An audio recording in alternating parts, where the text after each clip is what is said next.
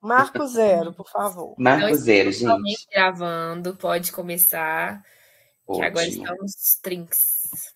Gente, então a gente parou do ponto aí que o Brás Cubas recebeu um convite do Lobo Neves, né, para ser secretário dele naquela província do norte.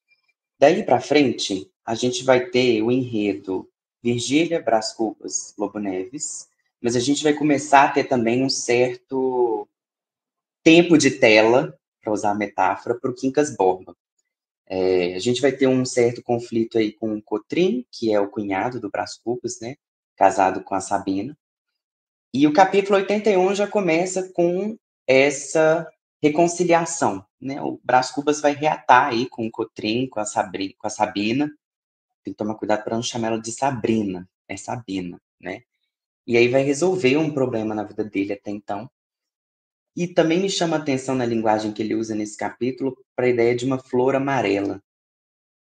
Lembrando que eu falei na semana passada, o Brás Cubas sempre usa metáforas e uma certa forma de descrição que remete à divindade da natureza.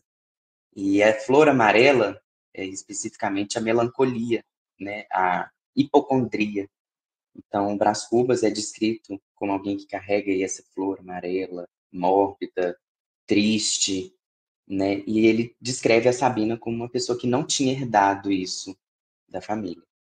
Enfim, nessa altura da história, o Brás Cubas está bem feliz com a vida dele, está tudo andando muito certo, as possibilidades, os planos, ele ficou empolgado com o convite aí do Lobo Neves, mas acaba que poucos capítulos depois o Lobo Neves não vai para a província do Norte. A gente vê que é pela superstição do número 13. Ele passou por várias tragédias na vida que aconteceram no número 13 e ele decide recusar o convite. Fica aberta a interpretação se é que de fato foi pelo número 13 ou por um motivo de força maior, né? Se ele repensou aí o convite para o Brás Cubas ou não, mas ele não vai. Daí em diante, a gente tem um capítulo que é muito interessante, que é 85, chama O Cimo da Montanha. É quando ele descreve que o amor, a história de amor dele com a Virgília, atingiu o ápice, que dali em diante seria a queda. Que aí a gente começa a ver efetivamente os problemas que ele vai ter nesse romance aí com a Virgília. Tem um certo mistério, que é o próximo capítulo, que ele ainda não revela pra gente, mas ele dá uma pista, falando que a Virgília tem um gesto maternal. E aí, nos capítulos posteriores, ele fala que a Virgília estava grávida dele, né? E ele fica absolutamente extasiado, né? Muito feliz com essa notícia, mas sempre nesse dilema. E a Virgília parece estar meio... não está gostando muito da ideia, ainda tem o Lobo Neves, as pessoas continuam observando esse romance dele com a Virgília com um olhar mais vigilante. Então, assim, os problemas não cessam, mas ele fica absolutamente contente, né, alegre com a ideia de ter um filho. Lembrando que tem uma certa pausa nessa história do filho, da família da Virgília, porque ela perde um parente, o Viegas, de quem ela cuida no final, então mostra um pouco desse lado maternal da Virgília, né, do cuidado e tal, que está tudo encaixando com a ideia de ter um filho. E é interessante porque o Viegas é descrito como uma pessoa avarenta e morre negociando. Então, de novo, o Machado colocando aí essas mortes trágicas e absolutamente irônicas, ironias da vida, né? Ele estava no meio de uma negociação, a pessoa não queria pagar o preço que ele pedia e ele morre. Ele não deixa a herança com a Virgília, isso deixa a Virgília revoltada, mas o Brás está tão inebriado com a ideia do filho que ele fala, não, deixa. E aí chega um dos capítulos que eu acho bem bonitos, assim, pela metáfora também, que é o capítulo 95, que ele fala das flores de Antânio. Antânio aí, uma ideia de um tempo passado. E a flor seria o filho. Igual a Eugênia era a flor da moita, ele chama o filho dele daí da flor de Antânio, que é o capítulo em que ele anuncia que a Virgília perde o filho. Então é um filho, né, do antes, que não vai ter mais agora. E ele fica péssimo. Fica péssimo. Daí em diante a história dele com a Virgília e o Lobo Neves começa a desandar, né? O Lobo Neves recebe uma carta anônima fica super frio, né? A Virgília fala com ele nos capítulos posteriores, ó, a gente tem que tomar mais cuidado, ele tá desconfiando da gente, enfim. Ele chega a ter algumas interações amistosas com o Brás Cubas, mas mesmo assim, a Virgília tá uma espécie de desconfiança. Quando passa um tempinho, a Virgília conta para o Brás que o Lobo Neves novamente aceitou a proposta de ocupar um cargo aí na presidência. E aí a reação do Brás é: agora você então, Virgília, vai se tornar baronesa, né? Que era aquela história lá do começo do capítulo. Lembrando que o triângulo amoroso entre Virgília, Brás Cubas e o Lobo Neves sempre envolve uma rixa muito intensa entre o Brás Cubas e o Lobo Neves, por essa representação do poder político, né? O Lobo Neves como alguém que efetivamente galgou uma carreira na política, né? Conquistou cargos, foi alguém importante, e o Brás Cubas como alguém que estava ali, né? Já foi, tentou uma coisinha ou outra, mas nunca foi nada demais, tá? Nisso tudo, ele até fala, o capítulo 102 é interessante, né? Ele falou, vou deixar o capítulo de repouso. Ele estava desmoralizado pela notícia. Essa competição dele com o Lobo Neves deixava ele, assim, muito raivoso, né? Para não falar outra coisa. Mas ele ficava muito furioso. Que nada dele em relação ao Lobo Neves parecia dar certo. Parecia que ele era sempre essa pedra no sapato. É quase que psicanalítico, lembrando que a literatura tem sempre essa porta para trabalhar um certo psiquismo dos personagens, que eu acho muito bonito. O Brás Cubas estava furioso com o Lobo Neves. No dia seguinte, ele se atrasa para encontrar com a Virgília, que é o próximo capítulo. Gente, é quase que um ato falho, né? Como assim? E ele dá a desculpa que foi uma distração. Ó, eu me distraí aqui, né? Parece a gente, quando não quer falar, esquece misteriosamente que tem a sessão de terapia no dia seguinte. Então, assim, são desses atos falhos, assim, brilhantemente expostos, que o Machado coloca esse atraso do Brás Cubas para encontrar a Virgília. E ela ficou arrasada, tem uma cena ali nos capítulos que se dão no 103, 104, 105, que é ele brigando com a Virgília por causa desse atraso. Lembrando que o Brás é uma pessoa absolutamente detestável, então a Virgília fala com ele, ele rebate e devolve para ela, tipo assim, o problema é você, né? Eu brinquei na primeira semana. Ele é quase aquele cara que faz gaslighting, assim, que ele transfere o problema todo para Virgília. E aí, nessa briga, a Dona Plácida tá lá, né? Lembrando, a Dona Plácida era como se fosse a governanta da casa onde eles mantinham relação extraconjugal. A Dona Plácida avista o Lobo Neves chegando na casa. E aí, acontece que o Lobo Neves não encontra o Brás Cubas, ele encontra a Virgília com a Dona Plácida. O Brás Cubas quer ir lá brigar, quer ir lá interpelar, então aquela coisa assim. Ele foi fazer o brigão. Mas, gente, ele é um bundão, né? A verdade é essa. Ele não foi, ele ficou lá se remoendo e escrevendo páginas e páginas, imaginando o que estava acontecendo entre o Lobo Neves e a Virgília e tal, até que a Virgília manda um bilhete falando que estava tudo bem, mas que ele estava desconfiado, que era para eles maneirarem, né? Ele depois descreve o sentimento estranho que ele teve ao ler a carta, e aí fica um pouquinho suspenso esse plot, vou dizer um plot assim do Lobo Neves. Ele aceita de novo o cargo, né? E aí é a ironia do destino que, se antes ele foi pego pela superstição do 13, agora ele assina a posse no dia 31, então é inversão. Aí o Machado faz uma escrita brilhante, assim, falou que inverter os números é tirar aquele significante demoníaco do número 13, então assim, não era 13, era 31, então agora ele pode aceitar. E no mesmo dia, ele se encontra com o Lobo Neves, né? Ele se despede, aquela coisa toda. Ele tem uma reflexão sobre a opinião pública, né? A força da opinião pública. Então, assim, lembrando que o capítulo tem a narrativa e algumas reflexões, para chegar no capítulo 114, que é efetivamente o último diálogo que o Brás tem com a Virgília, antes dela partir. Eles terminam aquela conversa meio afobada, por sentirem que tinha alguém ali observando os dois. E é o fim desse triângulo amoroso, né? Já posso antecipar isso, assim. Daí em diante, o Brás vai encontrar a Virgília mais uma vez, que eu vou contar qual é o capítulo, e depois dessa vez ele só a encontra de novo no começo do livro, quando ela o visita no hospital. Ou seja, acabou. Triângulo, acabou.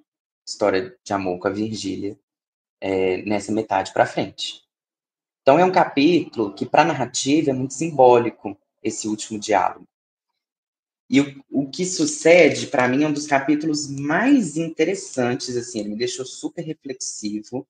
Chama O Almoço, é o capítulo 115. Esse capítulo é muito bom, gente. Esse capítulo é muito bom. Lembrando, eu não sou, tá, professor de literatura, nem nada disso, eu falo isso como mero leitor. Eu não sei se é um capítulo que cobre prova, essas coisas todas. Mas, para mim, é um capítulo que é a representação perfeita da diferença entre uma abordagem realista, lembrando que o Brás Cubas, Memórias Póstumas de Brás Cubas, é considerada a primeira obra do realismo machadiano e a primeira obra do realismo no Brasil, em oposição às obras românticas do Machado. Basicamente, o almoço é a cena do almoço do Brás Cubas depois de despedir da Virgília. E ele se questiona, será que ele devia estar sofrendo, chorando, se remoendo, não consegue comer, aquele luto desesperador que uma pessoa tem quando passa por um término? Talvez era assim que seria retratado essa cena de amor em um conto romântico. E aí ele fala, né, na página que para mim é 280, seria muito romanesco não almoçar, mas não seria biográfico. A realidade pura é que eu almocei, como nos demais dias, acudindo ao coração com as lembranças da minha aventura e ao estômago com os acepipes de Mr. Proudhon. Ou seja, ele está falando aí que ele estava se lembrando das aventuras dele com a Virgília, para acalentar o coração, e comendo uma comida deliciosa, preparada aí por um chefe. É absolutamente metafórico, mas mostra o quanto que essa crueza, essa rispidez, essa não expressão de um luto estereotípico em um romance, né? Muda na escrita de Machado, é muito mais desencantada, é muito mais pesada. E é mais bonito ainda a sucessão para o próximo capítulo que ele começa. Fiquei triste com o fim do último capítulo que estava capaz de não escrever este. Fiquei tão triste que estava capaz de não escrever este. Descansar um pouco, purgar o espírito da melancolia que o empacha e depois continuar. Mas não quero perder tempo. É como se ele estivesse falando assim, não é que o Brás não tenha sofrido, ele só continuou a vida dele de uma maneira programática. Ele seguiu a rotina, ele comeu, ele se lembra da Virgília, ele tem isso na memória, mas ele sofre. Agora, esse sofrimento não vai parar a vida dele. Que coisa mais burguesa, e aí eu estou falando burguesa no sentido de uma representação de um espírito de época, que é um espírito iluminista, positivista, de que a vida não pode parar pelo sofrimento, isso antagoniza toda a série romântica, que era aquela coisa do amor que faz parar a vida, morrer por amor, a paixão. Não significa que não exista sentimento, mas a expressão desse sentimento se dá por outras vias. Ele pode ser falado, ele pode ser escrito, ele pode ser representado, mas é uma outra representação. Uma representação mais sóbria, uma representação mais triste, melancólica. Triste, eu digo assim, não é que é mais triste, né? Acho que é uma comparação errônea. Mas ele é mais... ele vem sem tempo. É tipo assim, sem tempo de sofrer, irmã. Bola pra frente, né? E essa mudança de representação é também resultado de uma mudança de um espírito da época. Por isso que eu acho esses dois capítulos são fantásticos, assim. Faz a gente pensar o que é efetivamente uma transformação do modo como se narra uma história que poderia parecer batida, né? Como se ninguém nunca tivesse escrito sobre uma relação de amor, um triângulo amoroso, né? Nada disso. Só que a maneira como que o Brás Cubas está vivendo isso na vida dele é absolutamente, eu diria, inovadora para ele, tá? Então, assim, fiquei bastante reflexivo com isso. Me mostra, talvez, como que esse homem burguês, aristocrata, ele é movido, acima de tudo, por forças que são econômicas, políticas, sociais, e que esse desencanto pela vida, né, é talvez a perda dessa beleza. É o que a gente vê aí com esse mundo moderno, né? Ai, chega de amor. Vamos falar do que importa. E o que importa é o restante da vida dele, que ele até fala nos capítulos daqui para frente, né? Que não importa mais o amor. Ele vai falar da obra dele. E aí é o que a gente vai ver nos próximos. Klaus está com a mão levantada, quer falar? É que você falando do romance, eu lembrei de uma outra história do Machado que eu li, que é Miss Dollar. Não sei se você conhece. Que Não conheço. Conhece? Não conheço. Ah, Pode tá. me contar tudo. É uma novela barra conto que o Machado escreveu também. E aí é sobre o desenvolvimento de um casal também. Eles terminam junto no final, só que ele não faz isso de uma forma convencional também. Eles casam no final, mas é muito a contragosto, assim, sabe? Ele consegue subverter tão legal a forma como ele desenvolve o romance, a relação entre os personagens, e me lembrou muito isso que você falou nessa parte agora. É interessante, Klaus, porque eu acho que, assim, a beleza da escrita machadiana, e é por isso que ele é considerado um clássico, sempre vai ser, que ele nunca está na apreensão do fato objetivo. Então, não é o casamento em si. Casar é representação de sucesso para a sociedade? Pode até ser, mas ele vai te mostrar as entranhas disso, ele vai te mostrar a contradição nisso.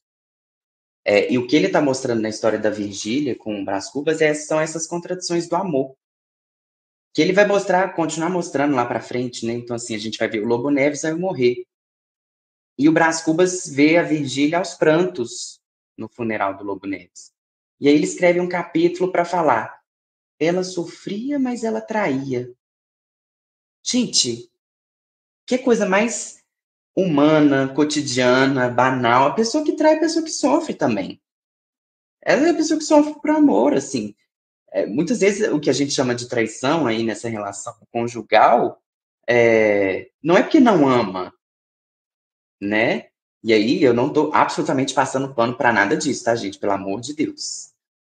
Não estou fazendo tribunal de ninguém aqui com relações conjugais. Mas a única coisa que eu estou afirmando é que o Machado consegue ver a dialética da coisa. E a dialética, eu digo, é isso e aquilo. Não é isso ou aquilo. São os dois ou mais sentimentos, todos ao mesmo tempo. É a capacidade de almoçar e seguir uma rotina fria, burguesa, metódica, funcional, e a capacidade de sofrer por isso também, porque a gente já viu ao longo do livro que o Brás Cubas definitivamente não é um personagem feliz. Ele é uma pessoa solitária, ele é uma pessoa depressiva, é uma pessoa hipocondríaca, né, como colocado, melancólica. Então, o que essa representação da cena do almoço nos diz? Que ele está seguindo o espírito de um tempo, que as coisas têm que ser feitas. E olha como que isso reflete na gente hoje, que a gente também sofre essas pressões, né? Aí eu estou fazendo algo absolutamente anacrônico, tá? Que é interpretar o que estava acontecendo lá com os nossos olhos, mas também resgatar para o tempo presente como que essas cenas podem fazer parte da nossa vida também. Eu vejo muita beleza na escrita do Machado, porque eu consigo reconhecer no sentimento que ele coloca ali muita coisa que é da vida hoje.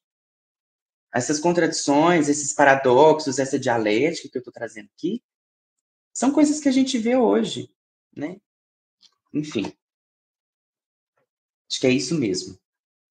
E aí, triste, né? Mas a vida seguiu. O próximo capítulo é a apresentação do humanitismo lá, do Quincas Borba. Eu vou fazer uma confissão já que a gente está numa sala com poucas pessoas e eu não vou falar nenhuma atrocidade. Eu detesto o Quincas Borba, gente. Eu detesto, eu acho ele detestável. Tão detestável quanto o o Brás Cubas, mas ele tem uma coisa, e é muito pessoal, ele me lembra um tio meu, que é metido a filósofo. Ai, que preguiça quando começa aqueles devaneios sobre a vida, sobre a essência do humano. Eu te entendo. Toda vez que começa, quando começa esses pensamentos muito clichês, meio o homem é o lobo do homem, o homem é mau, as instituições pervertem, eu fico tipo assim, tá, isso é um problema fora do Twitter? Isso é um problema, sabe? Porque assim, o que você está conseguindo problematizar efetivamente com essas, entre muitas aspas, verdades tão genéricas sobre a vida? Frase de efeito, né? Quase que uma frase de efeito. Assim. É frase de efeito, best-seller. Meio segundo. Para mim, assim, o Quincas Borba, gente, ele é a representação do filósofo moralista que escreve, assim, principalmente naquela época, a gente está falando de uma sociedade do século XIX, poucas pessoas tinham acesso à leitura, à filosofia, então era uma coisa, a elite cultural, a gente conversou disso semana passada. A gente está falando aí de Brás Cubas, do Quincas, eles representavam uma certa elite cultural. Era a erudição, era a leitura, né? E ele fala coisas absolutamente triviais, assim. E eu não vou nem falar trivial, eu falo superficial, né? O humanitismo dele é a conjunção de uma série de pensamentos, de filosofias, de doutrinas, até mesmo de uma ciência da época dele, né? Lembrando aí que a grande inspiração para o humanitismo é o darwinismo, que as pessoas também chamam de um darwinismo social, tá? Darwin tinha acabado de lançar lá A Origem das Espécies, e as pessoas estavam pirando, pensando assim, se tem uma seleção natural do mais forte, isso também acontece nas sociedades humanas. Para quem não estuda, né, para quem não é do ramo da humanas, é um pensamento absolutamente problemático, tá, gente? Porque despreza toda a lógica de poder que está por trás da estruturação da sociedade. Como se a seleção dos mais poderosos e dos mais ricos passasse por uma espécie de filtro de força física, de seleção biológica. Tudo isso vai dar lugar a doutrinas e pensamentos absolutamente eugenéticos, como a gente viu, que a obra do Machado também trata com a eugênia, né? Mas absolutamente fundamentais para relações de exclusão, de genocídio, de povos, né? De colonização. Então, toda essa ciência biológica que fundamenta uma sociologia evolucionista está na base do pensamento do humanitismo também, que vai ser a representação da briga de cachorros lá na frente, que o Quincas Borba vai ler. É um capítulo que chama Os Cães, alguma coisa assim. E é um pensamento até interessante. Ele vê o Quincas e o Machado. Eu tô falando Machado, né, gente? Desculpa. É o Quincas e o Brás Cubas. Eles veem dois cachorros brigando, disputando um osso. E é interessante a metáfora, porque o osso já estava sem carne. Então, nessa descrição, assim, são dois cachorros que estão disputando ali a migalha da migalha. E um deles pega o osso, ganha, ele é o vencedor, né? E vai embora. Lembrando que Quincas Borba depois vai ser lançado 10 anos depois. Na verdade, ele é lançado um pouquinho antes, em forma de folhetim, mas em forma de livro, são quase 10 anos depois de Memórias Póstumas. E o Quincas Borba não é o personagem principal, tá? Ele morre também. Ele já morreu aqui, tá? Mas quem vai contar a história é o Rubião. E em Quincas Borba, a máxima é aos vencedores as batatas. A gente já escutou isso milhares de vezes. Ou seja, é toda a discussão que já está sendo posta aqui no Brás Cubas sobre o humanitismo, como essa espécie de cosmogonia, de doutrina da vida, né? Que vai falar aí sobre essa relação entre sociedade, poder e hierarquia social. E aí ele começa, né, a falar eu morro de preguiça, mas eu li, porque sou fiel a vocês. Mas é toda essa chatice do tio filósofo que fala, e na minha visão, assim, não falou nada, né?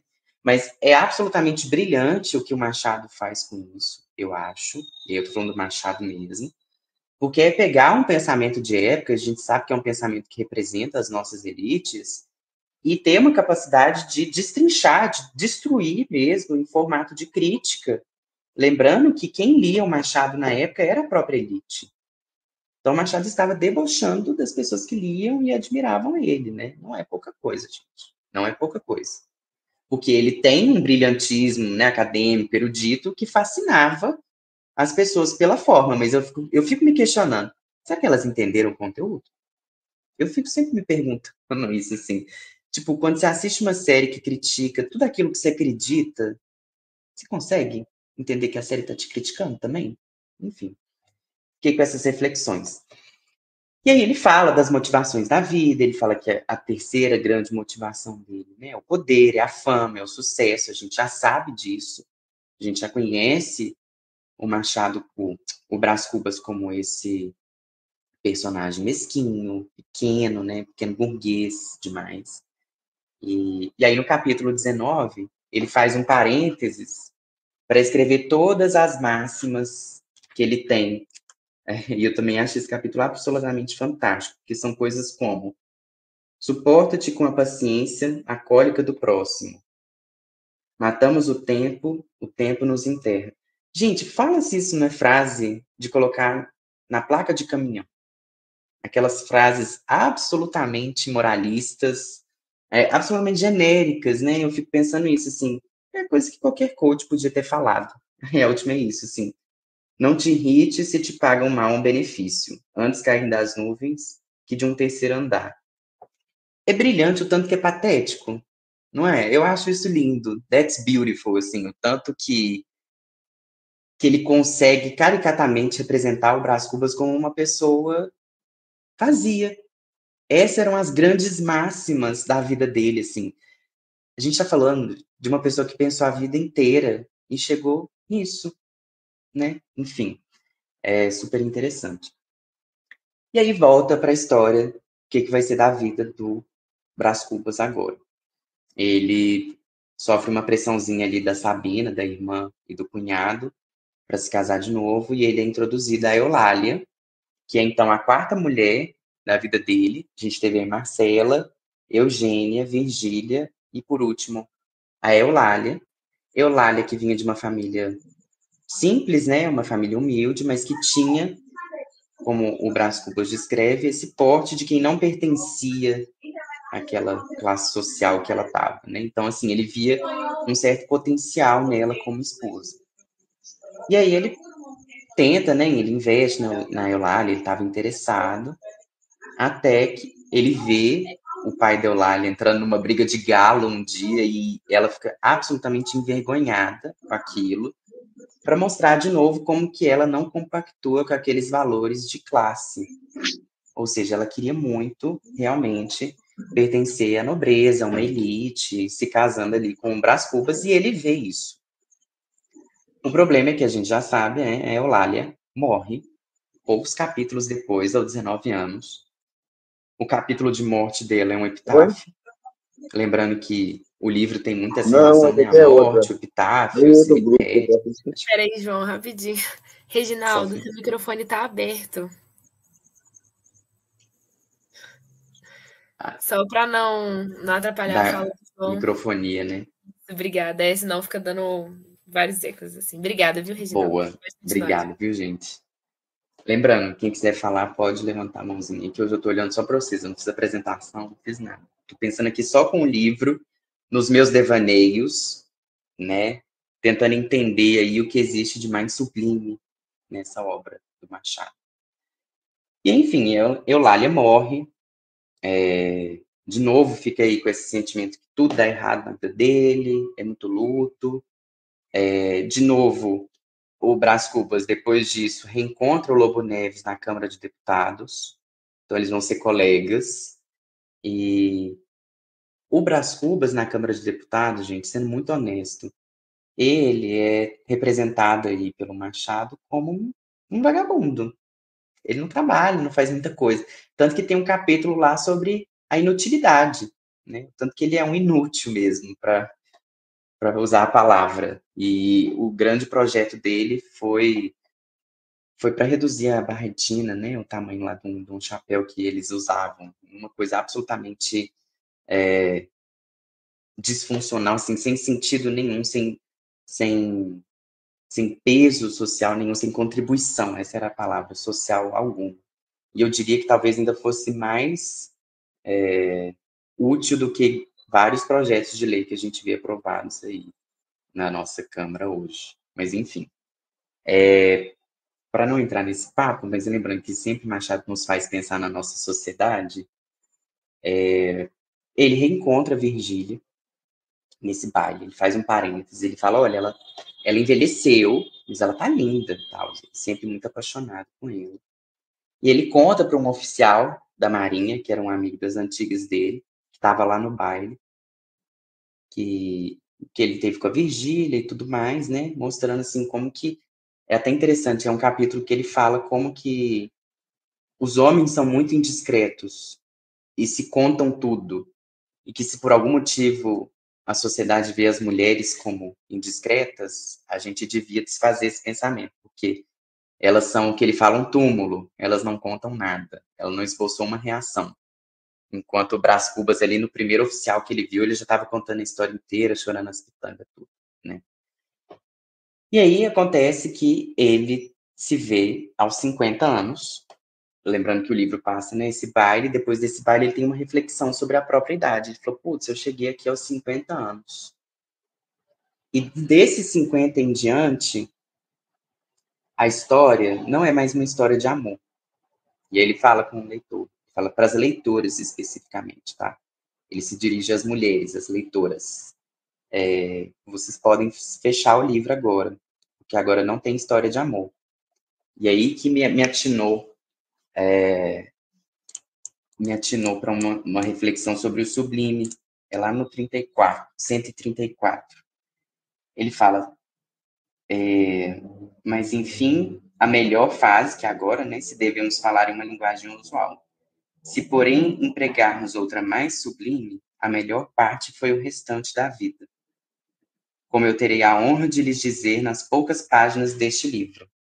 Ou seja, ele está dizendo, dá para ver pelo meu livro, é o que sobrou aqui, esse fininho aqui e esse grosso todo aqui. A história de amor estava toda no grosso, mas aqui está o mais sublime. E aí eu fiquei pensando, o que ele está chamando de sublime, gente? O que é essa história sublime, assim, né? Porque o sublime tem essa relação com aquilo que não pode ser medido, que não tem limite na representação, ou seja, é um sentimento, é uma grandeza que não pode ser nem representada. E o sublime, lembrando aí para quem está na teoria da estética, é algo que evoca não só essa relação de grandeza, né, de brilhantismo, mas um certo temor também. É quando vida e morte, de alguma maneira, estão unidas nesse elo aí quase que indissociável. O sublime vem muito associado a uma certa pulsão de morte, mas ao mesmo tempo a evocação de uma grandeza, tá? Eu não teria como explicar o sublime aqui, isso daria todo uma disciplina, mas enfim, é um sentimento muito grande, muito nobre, que eu fiquei pensando o que ele está chamando de sublime nesse livro. Porque o sublime até então estava associada ao romance, ao amor. É somente pelo amor que a gente consegue alcançar esse sublime. É uma espécie de transcendência, tá, gente? Uma espécie de sentimento que não encontra terreno para ser representado. Ele está naquilo que extrapola, que transborda a representação. Então é como se fosse algo muito gigantesco, né? Eu falei, onde está esse sublime de Brás Cubas que somente a experiência de leitura poderia trazer? E é o que me fascinou nesse final, eu confesso, assim, eu fiquei procurando sublime, sublime, sublime, o que é esse sublime? Enfim, o que acontece no restante em termos da narrativa linear é interessante, tem lá o Quincas Borba, falei com vocês do humanitismo. Um fato importante é que a Dona Plácida morre, tá? A Virgília chega a entrar em contato com o Brás para falar que a Dona Plácida estava mal, e ele fica bravo, fala assim, ai, não vou lá não, que não sei o quê, eu já tinha dado dinheiro para ela que se vira, uma coisa meio assim mesquinha, e depois quase como uma culpa cristã, ele vai lá, e ele passa os últimos dias de vida com ela, E é interessante porque a morte da Dona Plácida é essa morte de uma pessoa pobre, é a pessoa do anonimato. Ele fala uma coisa meio que assim, do mesmo jeito que ela entrou em vida, uma pessoa sem, sabe, sem nenhum papel principal, ela vai sair, ou seja, apagada. É uma passagem na Terra que poderia ser descrita nessa espécie de insignificância, tá? Também acho interessante essas outras personagens fora da elite, né, do século XIX.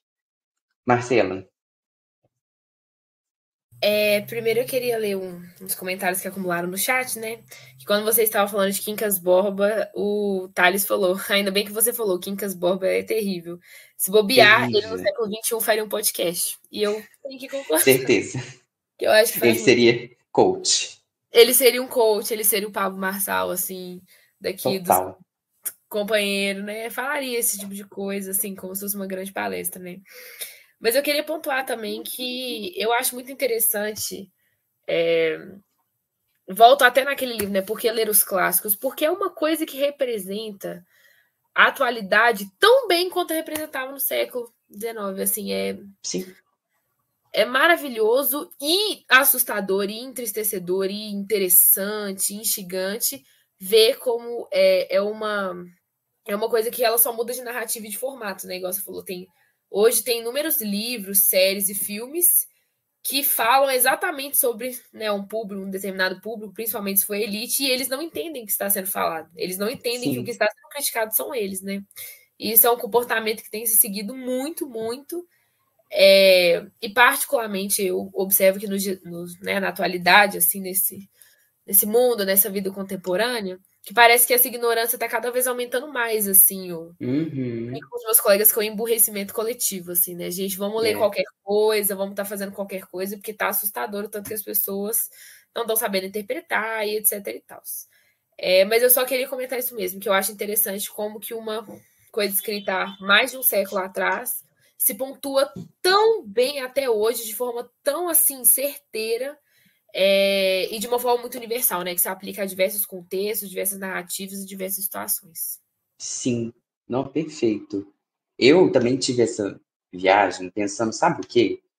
Vocês têm alguma série, algum livro, vocês têm essa sensação de eu queria apagar da minha memória para reassistir de novo e ter aquela mesma, ou não a mesma, né? Ter aquela reação de primeira vez? Todo mundo tem algum. Porque acho que o grande desafio para mim em voltar em Brás Cubas foi já saber pelo menos o início, meio e fim. Eu não lembrava dos detalhes, né, etc, etc, mas eu já sabia que se tratava de um defunto autor, né? Eu já sabia o final do Emplasto, eu já sabia mais ou menos os pontos altos. Agora, eu fiquei pensando como que era para aquela sociedade receber aquela obra pela primeira vez. Porque cada capítulo é muito imprevisível, gente. Eu acho que mesmo em muitas séries que a gente assiste, eu tô pegando série, tá? Porque é o produto midiático mais consumido. Mas livros também, né? Histórias mais atuais, muitas vezes a gente tem uma sensação de obviedade. Por mais que mude uma coisinha ou outra, sabe aquela sensação de, eu adivinhei o final. Eu sabia que isso ia acontecer.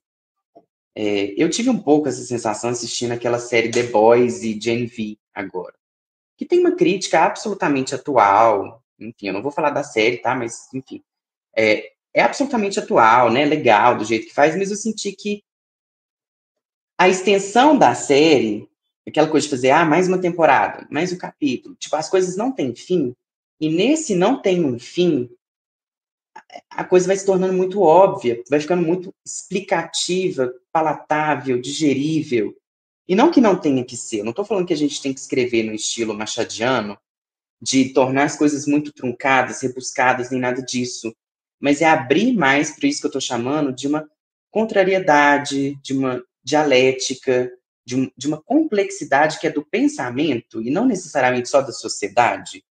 Porque se a gente for olhar hoje, a nossa sociedade, em termos de como que ela se estrutura e das relações, é cada vez mais complexa. A gente coloca sempre mais um elemento, agora tem IA, né? Agora tem relações digitais, vida digital, nada que tinha lá da época do Machado. apesar do aumento dessa complexidade, a sensação que eu tenho é que muitos, não estou falando todos, tá? Não estou falando todos, mas muitas vezes a escrita ou a retratação, a forma de representação cai no óbvio, cai naquela coisa assim, todo mundo tem que entender, né? Enfim, são sensações que eu tenho, não é com todas as séries, todos os livros, em absoluto, mas acho que é algo que a gente tem que prestar atenção mesmo. Talvez Machado chame muita atenção nossa, é uma leitura que a gente pensa assim, pô, eu não estou perdendo meu tempo fazendo isso, porque vai me levar a muitas reflexões, sabe? E essa é a força dos clássicos também. Não necessariamente os clássicos europeus, aquela coisa toda, né? Mas a gente sabe que aqui no Brasil tem muita literatura, tem muita capacidade de reflexão sobre os nossos problemas, sobre a nossa realidade social. Enfim. Viajei demais do que você está falando? Não, Nossa Senhora, eu ia complementar que eu até falei, né? Eu ia falar que eu e o meu namorado, a gente estava conversando isso ontem, esse final de semana, sobre essa questão. Ele até colocou no chat aqui, né? É o mal de toda obra narrativa que é tratada como um mero produto.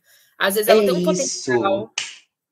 Ela tem um potencial, ela tem algo ali que poderia ser bem construído, mas que não é bem desenvolvido primeiro, pela pressa de produzir, né? Porque não pode perder o tempo comercial. E, assim, guiando-se pelo que faz sucesso, e não por tipo assim, o poder da narrativa em si, né? E eu acho que você deu um exemplo maravilhoso com The Boys, porque The Boys é um outro exemplo clássico também de uma narrativa criticando pessoas e as pessoas que assistiram não entenderam. Isso, Sim, assim, exato. lindo pra mim, assim, que à medida que foi, sei lá, você pega as avaliações do público sobre a série, né? Primeira temporada super bem avaliada, a segunda pouquinho menos avaliada, a terceira avaliação já cai, assim, a quarta foi um escândalo, porque eles finalmente entenderam que estava falando sobre eles. Só que ao invés disso, eles, não, ficou ruim, ficou woke, como eles gostam de ficou falar. óbvio demais para eles, né? Exato. Então Sendo isso. que a série é justamente sobre isso, né? Sim, mas ao invés de aceitarem que a crítica é sobre eles e refletiriam um pouco, não, a série ficou ruim. Ela abraçou a lacração e etc, etc, etc. E isso com baboseiras, né? Mas até assim, se entendendo, enxergando ali o que estava acontecendo, é uma ignorância e uma arrogância muito grande de não querer reconhecer. É muito imaturo isso. Já acontece bastante. Por isso que eu falo, eu gosto de trabalhar com essa ideia de compreensão para depois uma interpretação. As coisas não se separam na prática, tá? Mas eu acho que a gente precisa compreender primeiro qual é aquela história. Por isso que eu faço muita questão de passar, assim, pelos acontecimentos finais, porque acho que depois que a gente entende, quando a gente relê, fica mais fácil. O Machado não é uma pessoa que vai virar e falar assim, Dona Plácida morreu, Virgília perdeu o filho. Essa informação que é objetiva, ela vai ser procurada ali no texto. E muitas vezes a gente fica, não, calma, deixa eu entender qual é o acréscimo narrativo deste capítulo. Para qual é o próximo, sabe? Por isso que eu fiquei pensando, se naquela época as pessoas liam, paravam e falavam, o que vai acontecer no próximo? Porque a gente tem isso com as séries, né? A gente fica imaginando. Aí as séries hoje, elas até vêm com um pouquinho do próximo episódio, né? As novelas vêm com isso. E um livro escrito em capítulos, ele tem uma certa continuidade, apesar de que o Machado faz muitas inserções, muitas reflexões, né? Enfim. E aí, só para fechar, para a gente ter mais um tempinho de debate. Rapidinho, João, desculpa, só antes de você Pode, claro. Eu queria pedir para quem está aqui no encontro e que por algum acaso só acessou o link, né, pela conferência mesmo, não fez a inscrição, por favor, manda o seu nome completo e o e-mail no nosso chat, por favor. Que aí a gente vai poder emitir o certificado, tudo bem? Quem não lembra se fez a inscrição pode mandar também, que aí a gente vai verificar tudo certinho. Mas lembra de mandar o nome, confere se está certinho, porque é desse jeito que vai sair no certificado, e o e-mail para a gente poder mandar esse certificado para vocês, beleza? Era só esse lembrete mesmo, João, pode continuar. Perfeito, escutem a chefe, hein? Senão ninguém ganha certificado. Eu queria falar de 3 capítulos, para a gente já cortar, né, tudo. O final é o seguinte, o Brás vai lançar um jornal, uma revista, né? Eu esqueci o que era o jornal, uma revista, enfim. É um jornal com o Quincas. E esse jornal vai ser de oposição política. Ele briga com o Cotrim por causa disso, aquela coisa toda. E o jornal não vai para frente. Duram 6 meses e 2 semanas e eles têm que fechar. E aí o capítulo 150 é sobre esse jornal se fechando e a morte do Lobo Neves, ao mesmo tempo. E aí chama Rotação e Translação. É muito bonito, gente. Rotação representando esse movimento dos anos que se passam. E translação é o movimento que se completa, vida e morte. E aí o movimento de rotação que estava acontecendo na vida dele, que iniciou o ciclo do jornal e fechou, e a translação do Lobo Neves, que tinha se encerrado. Então, assim, isso é muito, muito lindo. E aí ele fala, né? Se eu disser que a vida humana nutre de si mesma outras vidas, mais ou menos efêmeras, como o corpo que alimenta os seus parasitas, creio não dizer uma coisa inteiramente absurda. Isso me pegou de um tanto, que é uma reflexão tão grande sobre a vida, do tipo assim, a vida são sucessivos processos de rotação até a nossa translação aqui acabar. Essa rotação é um jornal que se abre, porque ele conta como que depois que a Virgília foi embora, acabou o amor na vida dele, o que animou ele efetivamente foi essa filosofia do humanitismo. Olha como que a solidão nos torna mais ou menos suscetível a engajar com determinadas formas de pensamento. Acho que para a gente pensar também no contexto que a gente está vivendo hoje, né? Como que pessoas sozinhas, tristes, se tornam mais propensas a cair em lábia mesmo, gente, de coach, de pessoas que oferecem soluções rápidas. E aí, ele abre um jornal para fazer oposição política, e esse jornal toma a vida dele ali em 6 meses, ele deposita muita energia naquilo. E é um ciclo que se abre e se fecha. E ele fala, se eu disser que a vida humana nutre de si mesma outras vidas, essa é a vida do jornal, essa vida onde a gente deposita um pouquinho do nosso desejo. O que nos move no dia a dia? O que deixa a gente assim encantado, fascinado, levantar o dia pensando assim, hoje tem aquela coisa para eu fazer, e que depois pode passar, né? Acho que a vida tem esses movimentos de coisas que não despertam o interesse, o desejo, a atenção. E ele colocou isso de uma maneira tão delicada, fiquei até assustado, porque está na representação do personagem do Brás Cubas. Mas tem algumas horas que ele tem uma certa sacada, porque o que difere isso de um corpo que alimenta os seus parasitas? É como se a gente estivesse bebendo daquela água de uma forma parasitária, né? A gente deposita o nosso afeto em alguém, vamos pensar assim, aquela paixonite ali. Aí a gente bebe daquela água, a gente se revigora, se rejuvenesce. Ele fala do rejuvenescimento que o jornal traz para ele, depois acaba. E aí a nossa vida precisa de outras vidas, de outras águas. Cara, isso é muito lindo. Eu fiquei, assim, isso é sublime. Isso é algo que não tem representação. Isso é algo absolutamente particular. É um movimento do desejo. Envolve o medo, envolve o amor. É lindo, assim. E aí, mais pra frente, para fechar um pouquinho, ele, na 155 e 156, é a conversa dele com o alienista, né? Enfim, ele tava ficando meio doido, assim. Deixa eu ver só 6. É o 3. É o 153 e o 154. Ele vai no alienista, que é uma espécie de... a gente chamaria hoje de um psiquiatra, porque achando que ele tá ficando doido, tudo. E aí ele pergunta pro Quincas, Quincas, você tá achando que eu tô ficando doido, que não sei o quê? Aí o Quincas, não, ficando doido, o quê? O Quincas rebate o alienista e fala assim, não tem nada disso. Você tem que lembrar que... Aí ele dá um argumento, assim, para explicar essas relações de servidão, de submissão, né, que eles estavam conversando sobre isso. Ele fala que pessoas em condições mais degradantes possíveis, elas podem se contentar com aquela servidão. É o capítulo 156. É o orgulho da servilidade. que é quando o Quincas começa a refletir sobre essa condição de louco do Brás e fala, não, você não tá doido, não. A vida é assim mesmo, ó. Tudo uma merda. Tem gente que gosta disso. E a gente escuta muito isso, né? Tem gente que tá na pior e se contenta com isso. E ela gosta de sofrer aquilo e tá tudo bem. Esse orgulho da servilidade que ele chama. E no final ele fala, prova mais cabal de que muitas vezes um homem, ainda a engraxar botas, é sublime. Cara, isso fechou para mim de um jeito do tipo, o subliminar do Brás Cubas não é esse subliminar da grandeza, de nada disso. Né? É quase como que um anti-subliminar, porque está associado a essa ideologia, a essa doutrina do humanitismo de que os melhores vencem. Então é uma forma de ver o mundo que vê pessoas vivendo a sua vida assim, de maneira caótica, desorganizada, longe de um estereótipo de belo, do excesso, mas que vem naquilo uma forma de viver.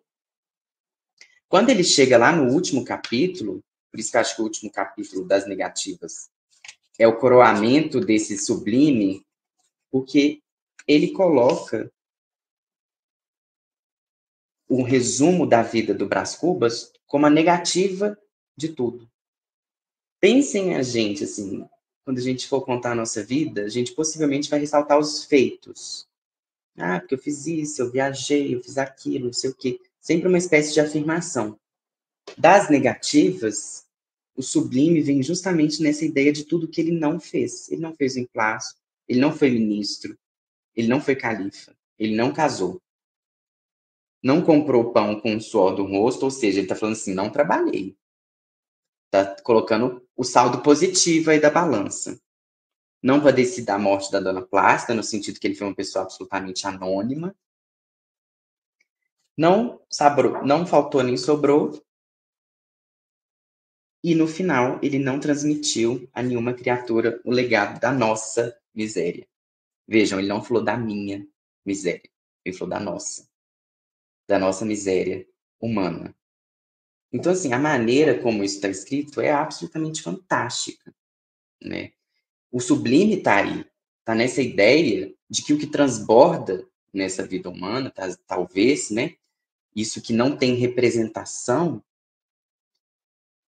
é justamente o que depois da vida fica, né, assim, e o depois da vida dele, talvez no legado, na condição dele, o mais sublime que tenha ficado é o fato de que ele não transmitiu essa podridão dele para frente, né? Enfim, são reflexões aí que eu fiquei.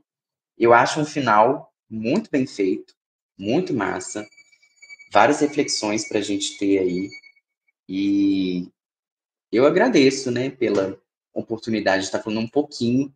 Foi meio corrido, eu sei que é meio corrido, mas é porque o livro abre muitas possibilidades aí da gente pensar. Eu achei interessante olhar por essa ideia de qual humanidade, de qual sociedade que ele está falando, né? E esse legado aí do Brás Cubas para a gente, né, como um todo.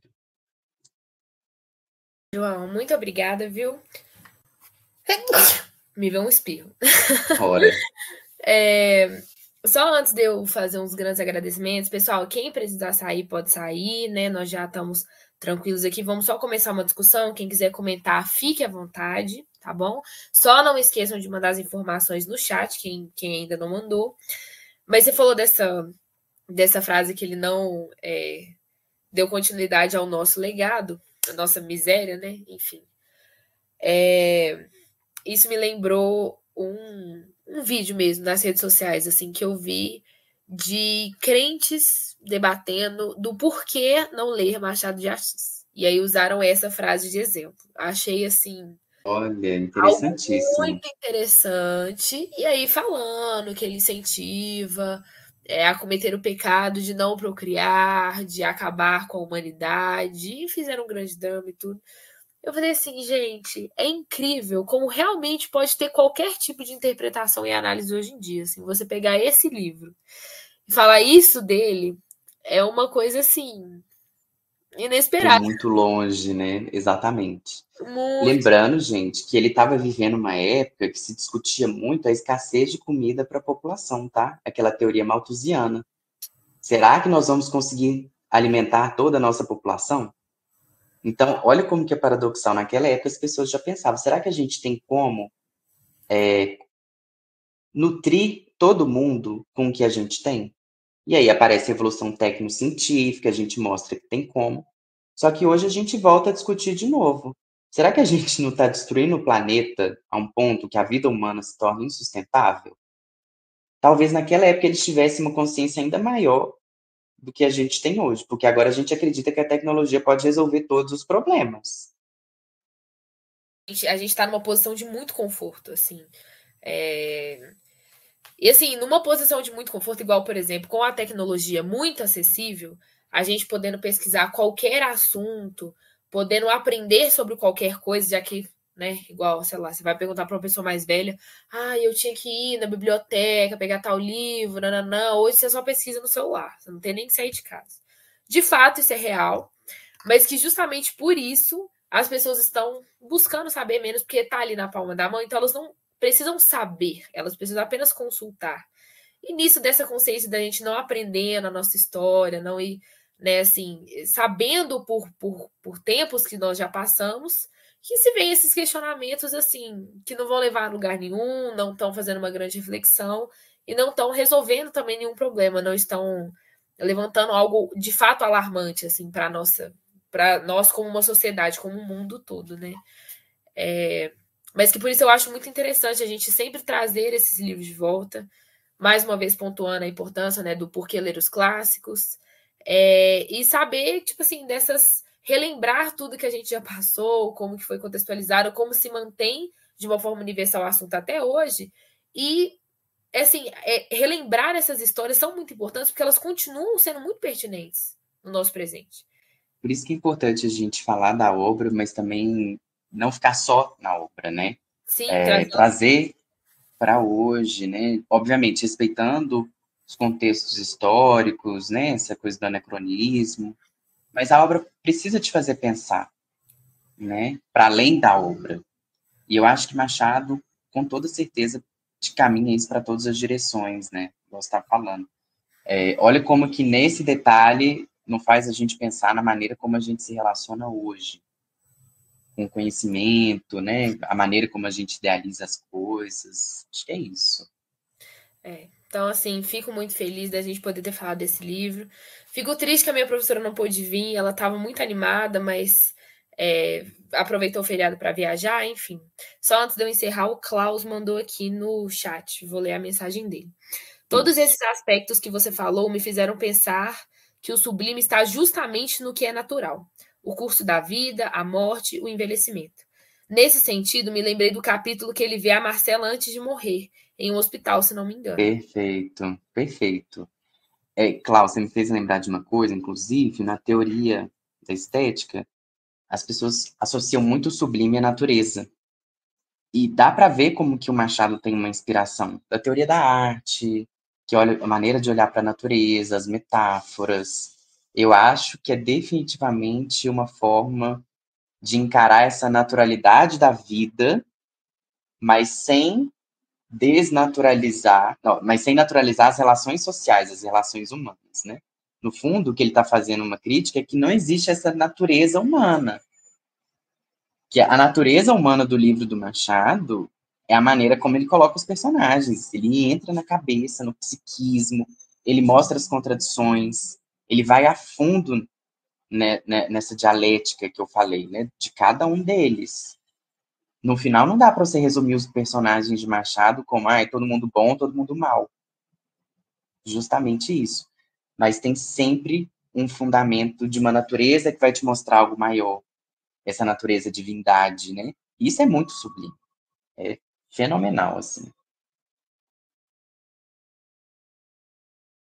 É isso. Então, mais alguém quer comentar sobre? Fale agora ou cale-se para sempre, porque já encerramos o tempo, né? Eu queria comentar aqui rápido. Primeiro, agradecer aqui o João, mais uma vez. João, é impressionante, assim, a Marcela é da Letras, e tem uma turma aqui da Letras, aqui também, né?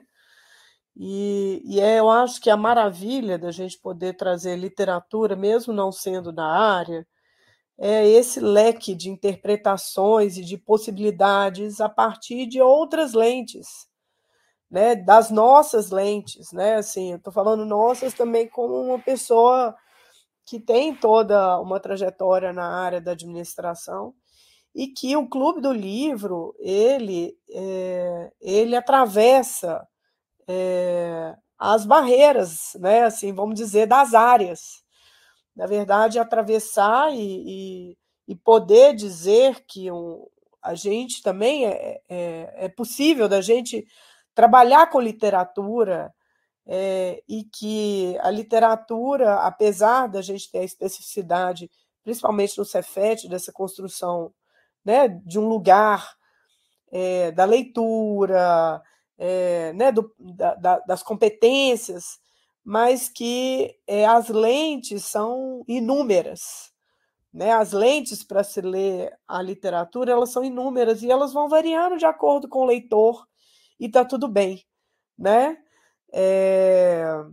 E aí é muito maravilhoso a gente, enquanto Clube do Livro, né? Originalmente essa ideia veio do PET de administração, mas a gente poder acolher as nossas limitações e as nossas faltas de limite também, né, de trazer essa literatura para as áreas, para discutir em outros campos do conhecimento, né, com lentes diferentes, entendendo isso, né, enquanto nossas limitações e as inúmeras possibilidades de leitura, né, de um processo. E que pode ser muito belo, como foi e como tem sido esse Clube do Livro, que a gente tem trazido para dividir.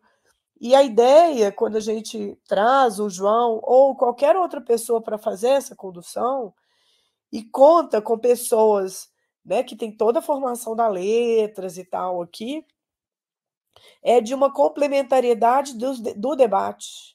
Né? Então, isso para a gente que é maravilhoso, né? De complementar esse debate, de avançar no debate, de construir pontes entre essas construções que a gente tem.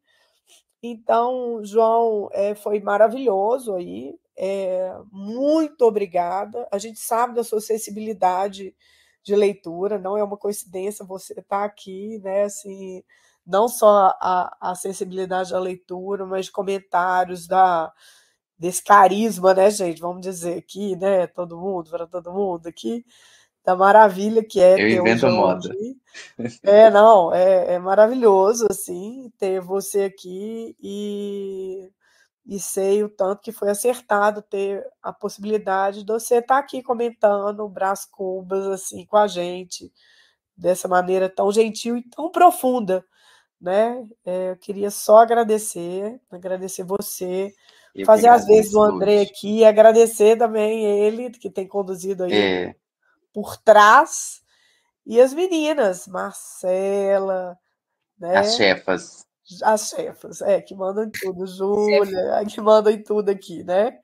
E as meninas que fizeram as condições nos primeiros, então queria aí agradecer a todos que estão aí também ouvindo, que esse clube só é possível porque tem gente aqui também para nos ouvir e dividir o debate. Né? Muito obrigada aí para todos. João, mais uma vez, muito obrigada, maravilhoso. Gente, eu que agradeço, viu? É uma honra estar aqui e eu espero voltar também. Mês que vem aquela... A gente trabalha nisso, não oferece, não, que a gente convida. Hein? É isso mesmo, gente. A gente dá se você der liberdade, a gente vai estar batendo na sua porta, João. Vamos ver as datas. É isso, querido. Muito obrigada, viu, João? Obrigado, Você quer viu, deixar gente? mais alguma palavra? Eu queria agradecer mesmo. Eu acho que tudo que você falou do Clube do Livro é isso. A gente tem que fazer mais, a gente tem que fomentar esses espaços de diálogo mesmo. E quanto mais diverso, pessoas de outras áreas, né, com outras visões de mundo, mais incrível vai ser. Né? Os comentários aqui todos são muito bons para a gente pensar no que a gente está conversando aqui do livro, mas não só do livro. Né? Acho que o ponto é isso. Eu acho que eu gostaria de encorajar o pessoal, né?